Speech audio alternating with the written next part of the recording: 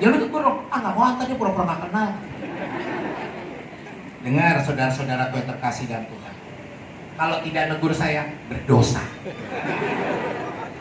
Ya, kita dimanapun harus tegur saya, karena saya nggak mungkin kalau saya setiap hari jalan.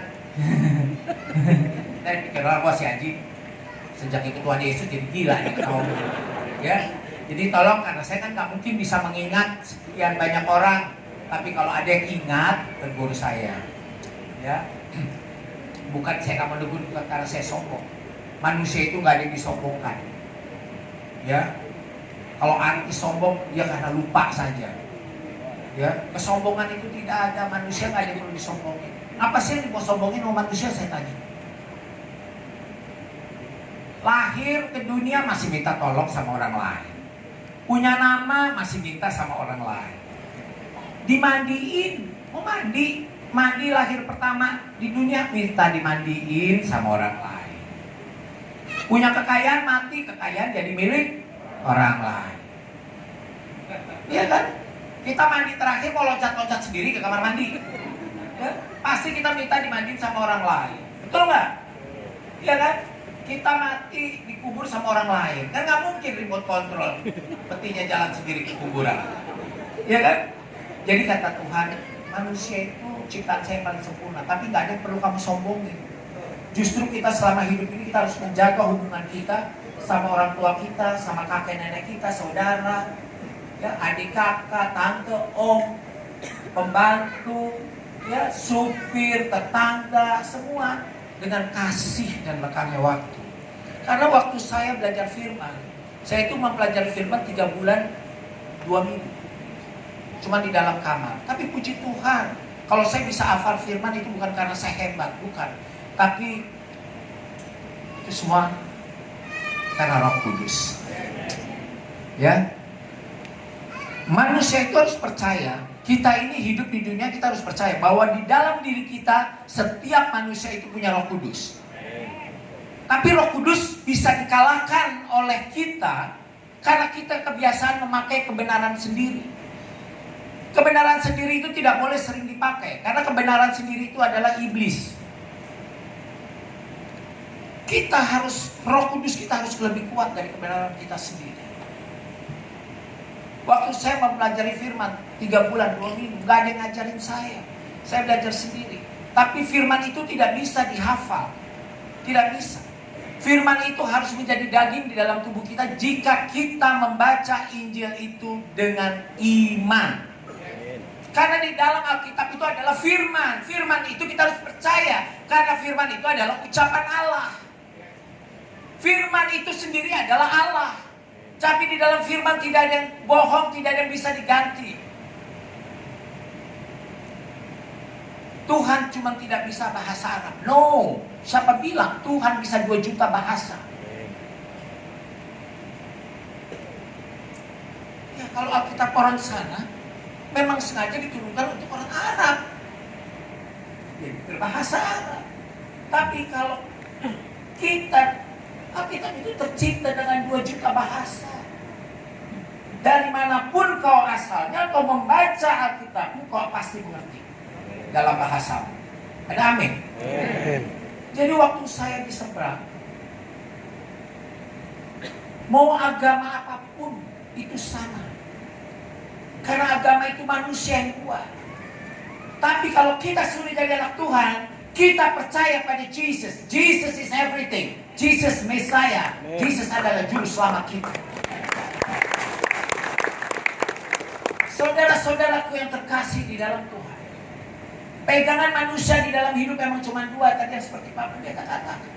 Kasih dan kebenaran. Dan kita pegangan kepada Tuhan cuma 2, tidak ada lebih.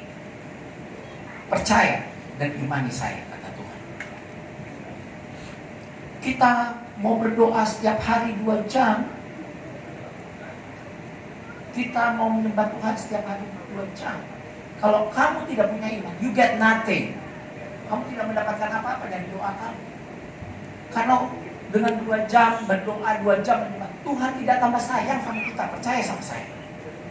Itu artinya kalau kita menyembah Dia setiap hari 2 jam, berdoa 2 jam sama Tuhan, itu artinya kita yang tambah sayang sama Tuhan.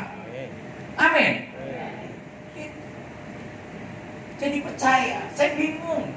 Mohon maaf, saya bukan membeda-bedakan. Kalau ada gereja yang hari ini tidak ada gereja ditutup karena takut akan virus corona, berarti gereja itu tidak besar imannya sama Tuhan.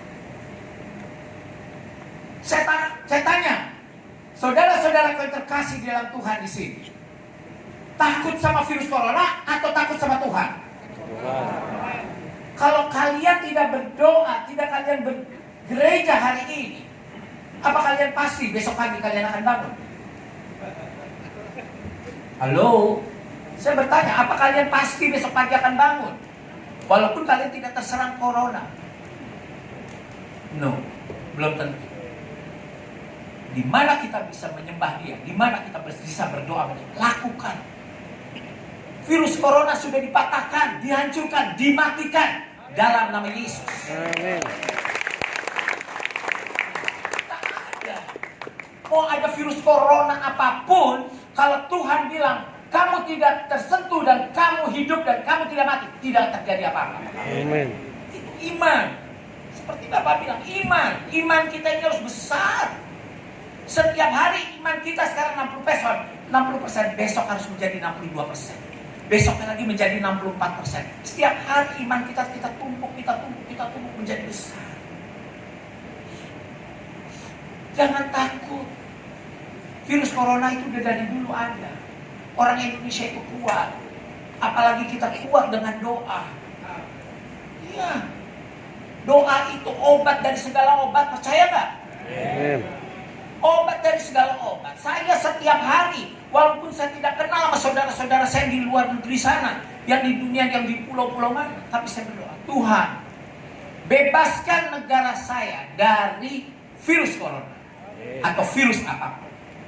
Saya percaya Tuhan, karena turut serta tangan-Mu di dalam negara ini, semua teman-temanku, saudara-saudara menjadi sehat. Dan dia takut akan Tuhan, bukan takut akan virus corona. Ada amin? Amin. Kalian harus percaya. Virus corona is nothing. Jesus is everything. Amin. Ya. Masa kita hari ibadah kita nggak boleh ibadah? Nggak bisa. Belum tentu kita ibadah di rumah itu kita kuat iman kita. Lagi ibadah di rumah, lagi ibadah, saya loading ikan asin. Fokusnya hilang. Betul nggak? Percaya sama saya. In the name of Jesus, di dalam nama Tuhan Yesus mempunyai mujizat yang luar biasa. Amin. Mempunyai kekuatan lebih dari apapun. Jadi kalau kita di motor, kita di dalam mobil, kita di kendaraan umum, kalau kita udah cuci tangan, walaupun dia cuci tangan 100 kali, kalau memang harus mati. Percaya nggak? Kalian nggak buat apa-apa. Tapi kalau di dalam motor, di atas motor, di dalam kendaraan umum, di gereja, di mana, jika nafasmu kau katakan dalam nama Yesus, dalam nama Yesus, dalam setiap detik Tuhan menyelamatkan. Amin. Beri kemuliaan pada Tuhan. Iman kita tidak boleh goyah. Saya dulu terima Yesus. Wow, luar biasa, bercucuran air mata. 30 Agustus 2017, saya dibaptis, saya minta sendiri.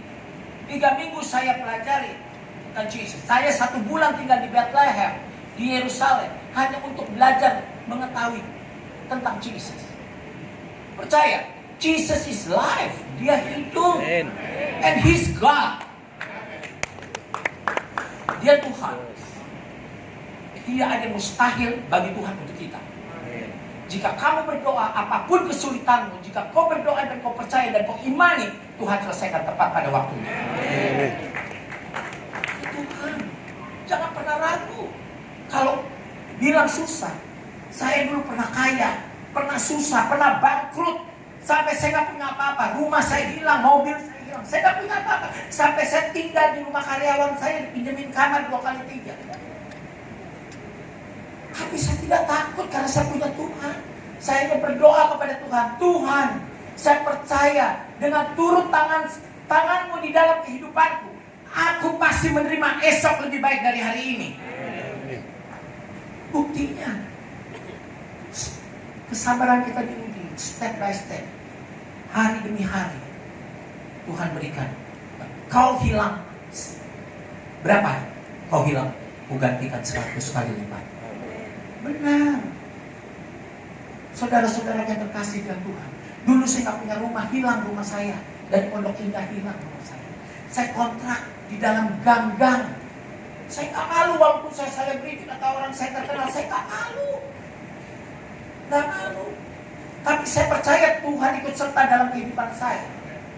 Sampai saya tinggal di rumah pegawai saya sampai bisa kontrak rumah. Saya sudah kontrak rumah, saya sampai diusir sama yang punya rumah.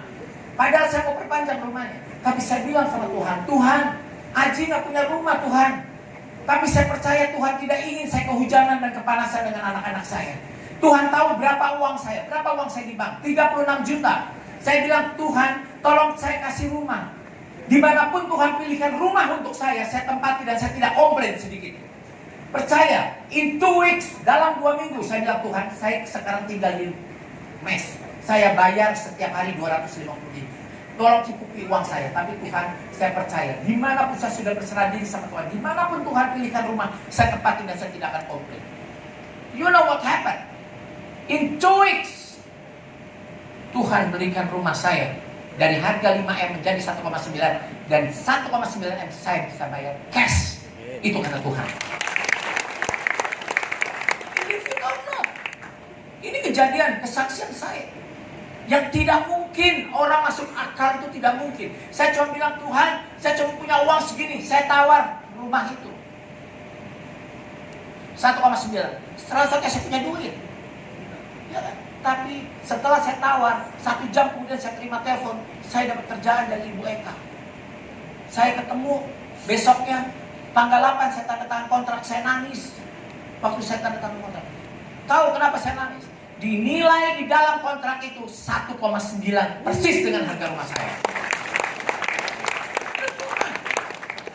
Itu Tuhan. Makanya tidak ada yang mustahil bagi Tuhan. Ya. Yang penting kita berserah diri, kita percaya, kita imani. Kalau manusia tidak bisa berbuat apa-apa sama kita. Kita susah, kita cerita, kita nangis, minta tolong. Yang ada 1000 orang tahu tentang cerita lo. Benar nggak? Bukan ditolong, tapi 1000 orang tahu cerita lo. Kesian tuh si Aji kemarin nangis-nangis rumah gua, lu punya duit nggak, pinjemin gitu. Dia lagi butuh duit tuh, dia nggak punya rumah. Pasti cerita itu. Tapi kalau kamu sama Tuhan, kamu berserah diri sama Tuhan, rasanya kalau kita berserah diri, kita nggak ada beban.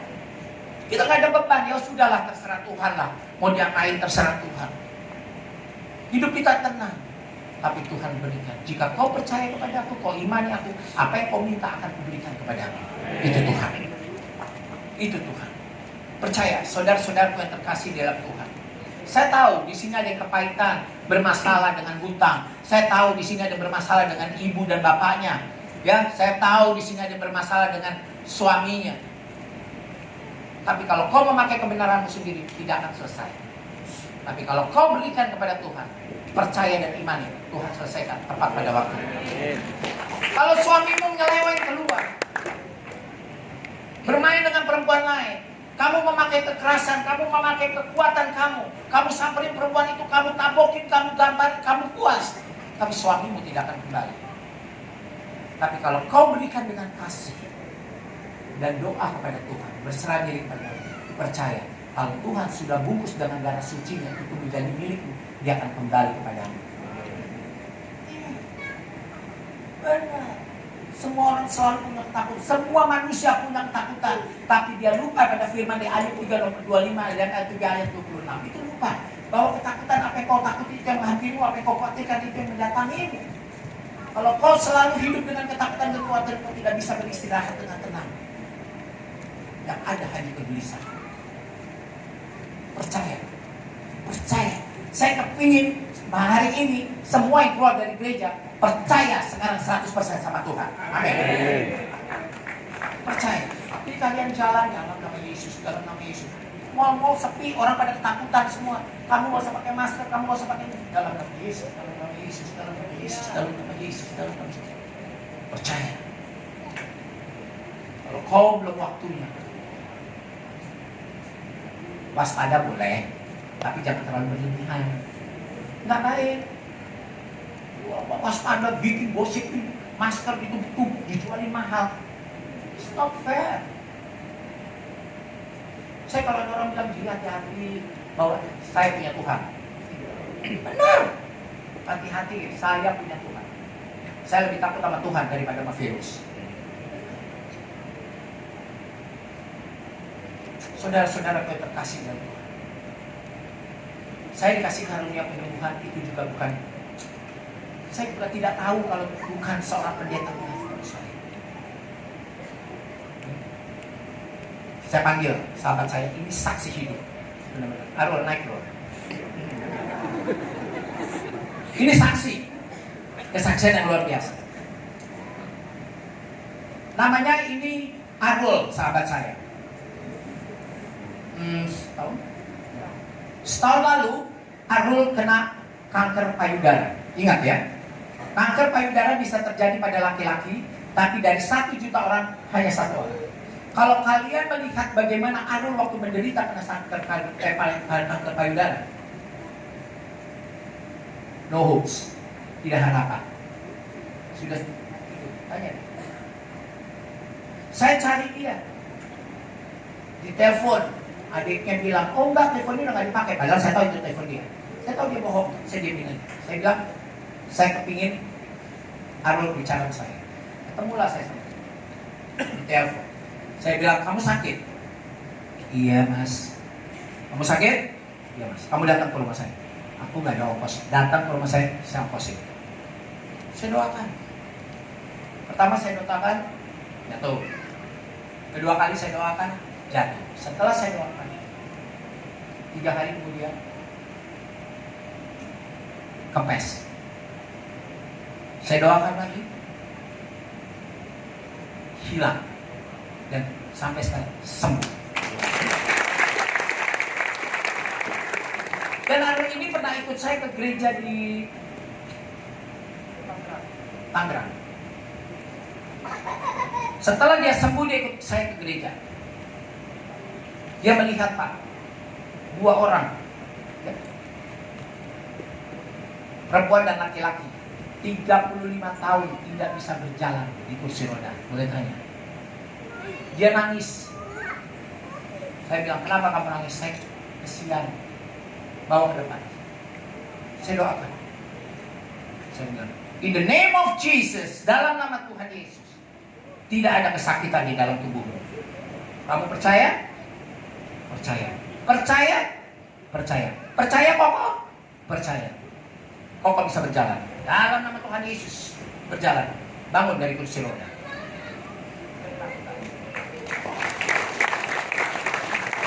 Buang kursi roda itu. Buang kursi roda itu. Jalan. Jalan. Dan mulai hari itu dia lepas dari kursi roda. Yang perempuan juga begitu. Yang perempuan itu 38 tahun. Lebih lama. Bukan kehebatan saya. Tapi jika kau imani dan kau percaya, mujizat Tuhan itu masih ada sampai sekarang. Kau imani, aku doakan kau dengan iman. Kau terima doaku dengan iman. Sembuh, sembuh. Itu saja. Tapi ini sekarang luar biasa, saudara-saudara. Ya, he's Muslim, tapi he believe to Jesus. Dia percaya sama Jesus.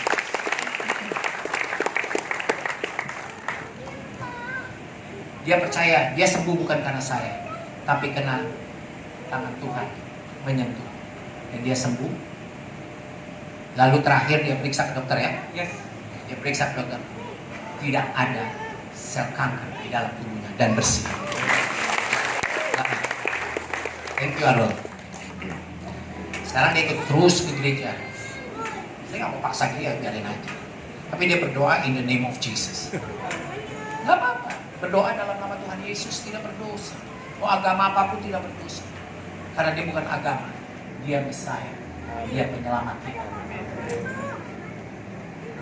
Saya bertemu Tuhan Yesus 5 kali. Pertama